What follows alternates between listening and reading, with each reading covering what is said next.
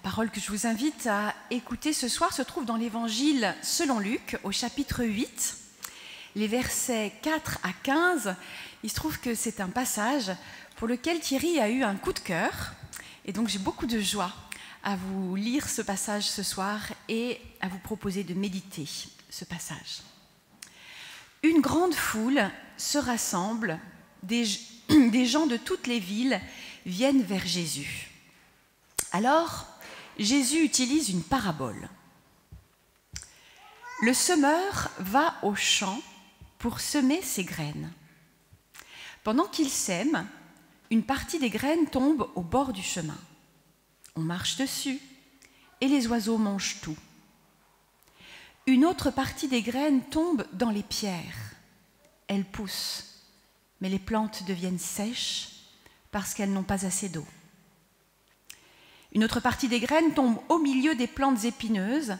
Les plantes poussent en même temps qu'elles et elles les étouffent. Une autre partie des graines tombe dans la bonne terre. Les plantes poussent et produisent des épis. Chacun donne 100 grains. Et Jésus dit d'une voix forte, « Celui qui a des oreilles pour écouter, qu'il écoute. » Les disciples de Jésus lui demandent « Qu'est-ce que cette histoire veut dire ?» Il leur répond « Dieu vous donne à vous de connaître les vérités cachées du royaume de Dieu, mais les autres gens entendent seulement des comparaisons. Ainsi, ils regardent mais ils ne voient pas, ils entendent mais ils ne comprennent pas. » Jésus dit à ses disciples « Voici ce que l'histoire veut dire. Les graines, c'est la parole de Dieu. Le bord du chemin, ce sont les gens qui entendent la parole. Mais l'esprit du mal arrive. Il enlève la parole de leur cœur pour les empêcher de croire et ainsi d'être sauvés. Le sol plein de pierres, ce sont les gens qui entendent la parole et qui la reçoivent avec joie, mais la parole n'a pas de racine en eux.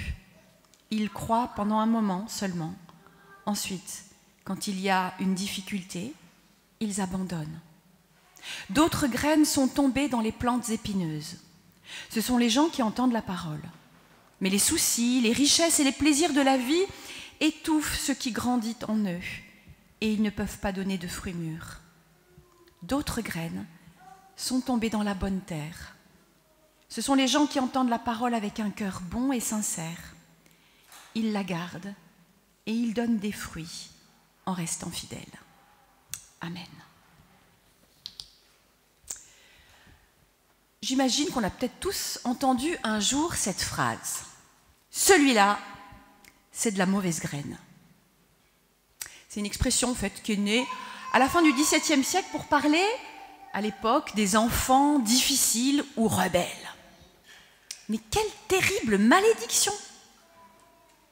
Imaginez tous les enfants un peu agités ou hyperactifs qu'on a condamnés ainsi, par la parole, à devenir des délinquants. Comme s'il y avait de bonnes ou de mauvaises graines. Des graines qui poussent bien et des graines qui ne poussent pas, ou qui poussent tordues. Voilà un bon vieux mensonge. On sait tous que ce n'est pas la graine qu'il faut juger, mais bien plus la terre dans laquelle elle pousse. C'est-à-dire son environnement, le terreau dans lequel elle va être accueillie, la manière dont elle sera plantée, arrosée, etc. Et c'est justement de cela dont il est question dans notre texte de ce soir, de graines, de terre, de bons ou de mauvais rendements. De la parole de Dieu semblable à une graine. De nos vies semblables à ces différents sols, plus ou moins bien entretenus, plus ou moins fertiles. De notre capacité ou notre incapacité à entendre, de notre disponibilité ou indisponibilité, de nos combats intérieurs, etc. Tout ça dans une petite histoire racontée comme ça, l'air de rien. Jésus aimait enseigner avec des paraboles. C'était sa manière de capter l'attention des gens avec des histoires très simples et en même temps de les déplacer, de les obliger à regarder leur vie, leur foi, Dieu et son royaume différemment. Sa manière aussi de mettre tout le monde au même niveau.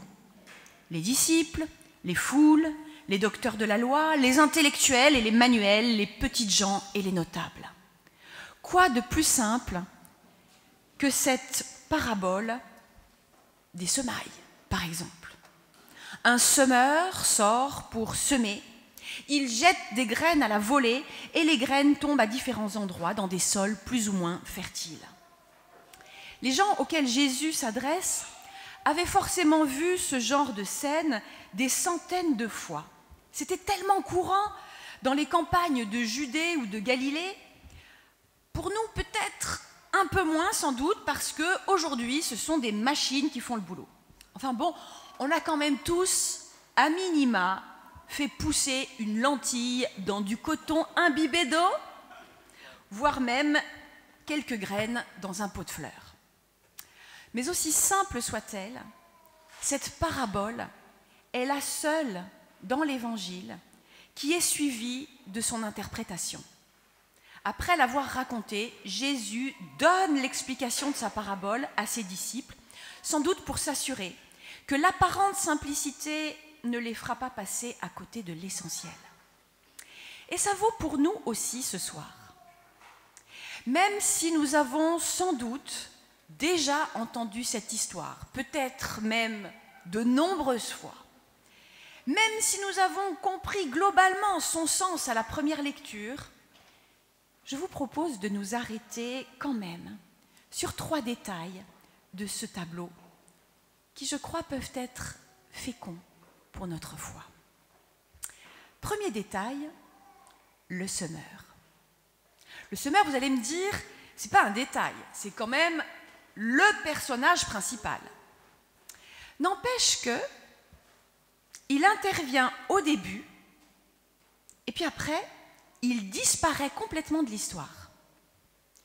Notre attention est focalisée sur les graines et sur les terrains, sur ce qui se passe sous terre, et en fait, on en oublierait presque le semeur. Tel que Jésus raconte son histoire, le semeur ne revient même pas pour faire la récolte. Peut-être que l'histoire s'arrête juste avant, mais quand même, c'est un peu troublant. Pourquoi c'est un peu troublant? Parce que le semeur dans la parabole, on l'a tous compris, c'est Dieu. C'est Dieu dans nos vies. Dieu qui a parlé depuis la création du monde et qui continue inlassablement de semer sa parole dans ce monde. À travers les patriarches, par les prophètes, de bouche à oreille, à l'aide de rouleaux de parchemin, par son Fils évidemment, par tous ceux qui ont été ses témoins, par les évangiles, par la Bible, par les prédications, etc., etc. Un Dieu qui sème donc sans compter, parce qu'il aime sans compter. Un Dieu qui est le personnage principal de nos vies, mais qui souvent disparaît de notre champ de vision. Parce qu'il est comme ça, Dieu. Intentionnel, mais pas intrusif. Généreux, mais pas écrasant. Respectueux, discret, patient. Imaginez un semeur qui sème et puis qui reste là à côté de ses graines, à scruter heure par heure pour vérifier que ça pousse bien, voire même pour tirer les épis, histoire que ça pousse plus vite. Ça serait pénible, très pénible. Non, Dieu n'est pas comme ça. Il donne sa parole, comme il a donné son Fils, puis son Esprit, et le reste nous appartient. Toujours à nouveau. Il est là pour semer, mais toujours à nouveau, il disparaît de notre champ de vision, comme pour dire « à toi de jouer maintenant ». Il nous fait confiance. Et sa confiance, c'est la condition de notre foi. L'autre chose qui m'a frappée à propos du semeur dans la parabole, c'est qu'il sème vraiment généreusement et partout. Nous qui sommes familiers d'une agriculture moderne et intensive, on imagine plutôt qu'avant de semer, il faut nettoyer le champ, le labourer et puis creuser des beaux sillons pour qu'au moment de semer, le rendement soit optimal. Des beaux champs à perte de vue, tout propre, sans cailloux, sans mauvaises herbes. Zéro risque, zéro perte. Enfin presque, parce qu'il peut y avoir les gelées tardives, les corbeaux, les parasites. Le danger peut venir de l'extérieur. Le semeur de la parabole ne s'embarrasse pas de toutes ces précautions. Il ne cherche pas à semer là où il est sûr que ça poussera. Il sème partout, sur tous les sols, peu importe. En Palestine, au temps de Jésus, la terre était souvent rocailleuse, les champs étaient secs. Il y avait des collines et des coteaux, des bosquets épineux par-ci, par-là, et des chemins tout secs qui bordaient les champs. On imagine bien les différents sols dont parle Jésus. Mais je trouve que cela nous dit encore quelque chose de Dieu. Le Dieu dont Jésus nous parle est un Dieu tout-terrain.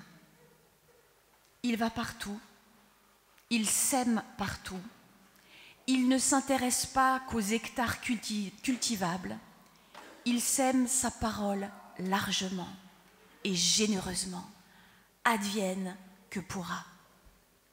Quel gâchis, diront certains, mais Dieu ne voit pas les choses comme ça.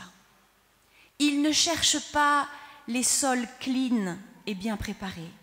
Il n'utilise pas du désherbant ou des pesticides. Il ne bêche pas à coups de pioche le bord du chemin pour l'obliger à devenir cultivable.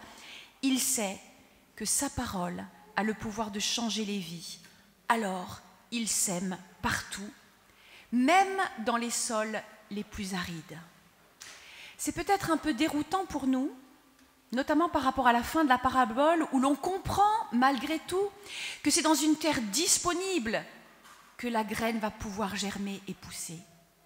Mais ça veut dire tout simplement, que Dieu offre sa parole à tout le monde et que nous devons aussi partager cette parole avec tout le monde, avec le plus de gens possible, sans disqualifier qui que ce soit par avance. Deuxième détail, la graine. Un semeur qui sème en jetant généreusement des poignées de graines à la volée, en soi, ce n'était pas extraordinaire. Et le fait qu'un certain nombre de ces graines ne donneront finalement rien, nous le savions déjà parce que nous l'avons souvent constaté dans nos vies. C'est pour ça qu'il vaut mieux semer généreusement. Tout cela est relativement banal et ordinaire. Mais il y a un détail qui vient se glisser dans la parabole, un peu à notre insu, un truc totalement extraordinaire. C'est le rendement de la graine. J'avoue que je n'aurais pas relevé moi-même ce détail si on ne m'avait pas attiré mon attention là-dessus. De fait, je n'y connais pas grand-chose. Mais en faisant quelques recherches sur Internet, j'ai découvert qu'aujourd'hui, le rendement le plus élevé qu'on peut obtenir avec tous les moyens modernes de fertilisation et de nutrition que nous avons, azote, sels minéraux, etc., eh bien le rendement maximal est de 45 à 50 graines par épi. On est loin du compte. Jésus nous dit que la graine qui tombe dans une bonne terre donnera 100 grains par épi. Ça n'est pas par hasard. Si Jésus vient introduire ce détail extraordinaire dans une histoire qui semble au départ assez ordinaire. Et ça n'est pas juste parce qu'il est un peu méditerranéen et probablement enclin à exagérer. C'est une manière de nous dire que ce qui peut nous sembler très anodin, simple, évident, comme ces histoires ou ces paroles que nous lisons dans la Bible, peut produire des choses totalement extraordinaires dans nos vies. Et quoi de plus extraordinaire que la foi? Quoi de plus extraordinaire qu'une parole dite un jour comme aujourd'hui dans une prédication ou peut-être simplement lue dans la Bible et qui amène une personne à mettre sa confiance en Dieu plutôt qu'en toute autre chose sur cette terre.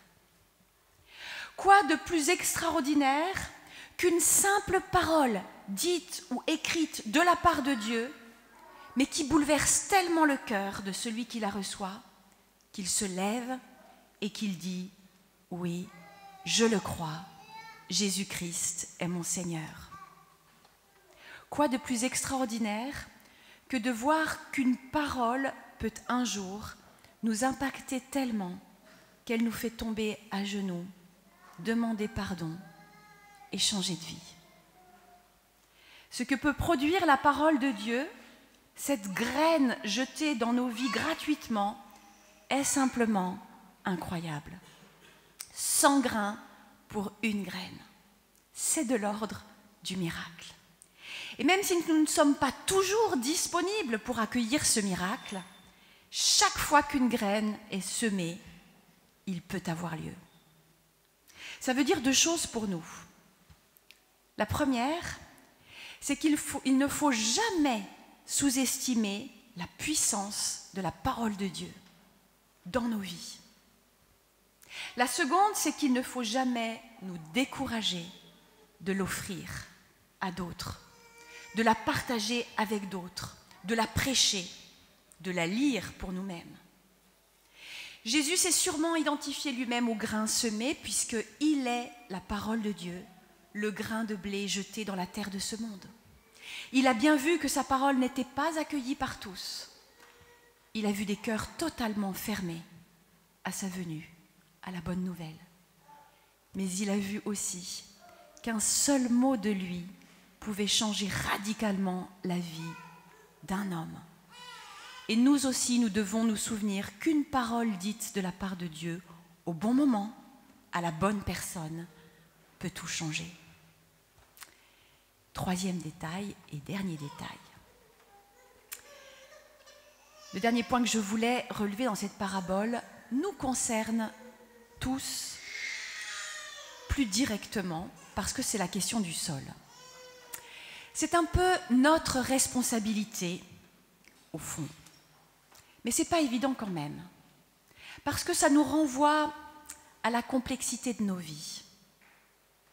Nous voudrions tous que le champ de notre vie soit bien lisse, bien propre et fertile.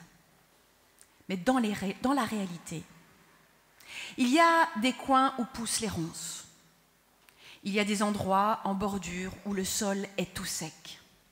Puis, il y a quand même un paquet de cailloux.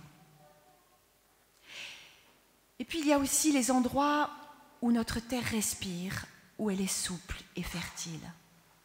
Dans nos vies, il y a des soucis, il y a des conflits non résolus, des souffrances anciennes ou récentes, des non-pardons qui prennent de la place et qui nous empêchent d'être vraiment disponibles pour la parole et pour la présence de Dieu.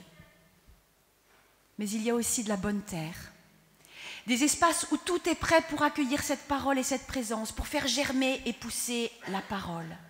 Le miracle peut donc se produire. La parabole de Jésus nous invite à prendre conscience de cette réalité ici et maintenant.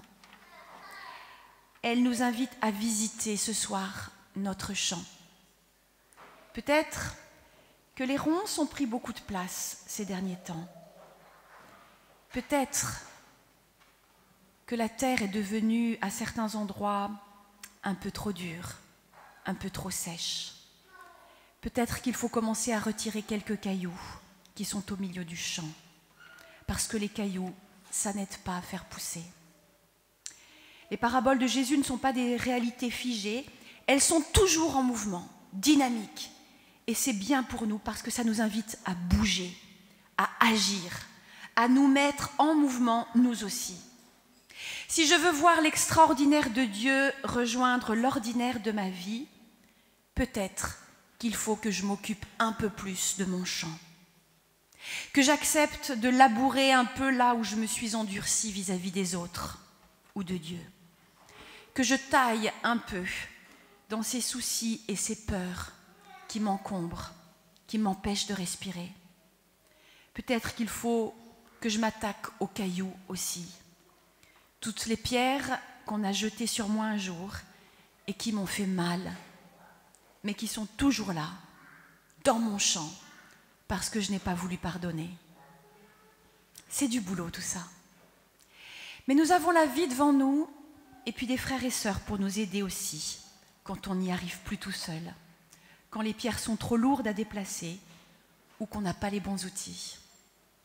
Mais surtout, rappelez-vous, il suffit d'une graine qui tombe au bon endroit, et l'épi peut porter 100 grains. Il suffit d'une parole de Dieu qui tombe au bon moment, au bon endroit, et notre vie est transformée. Dieu n'en a pas fini de nous surprendre. Amen.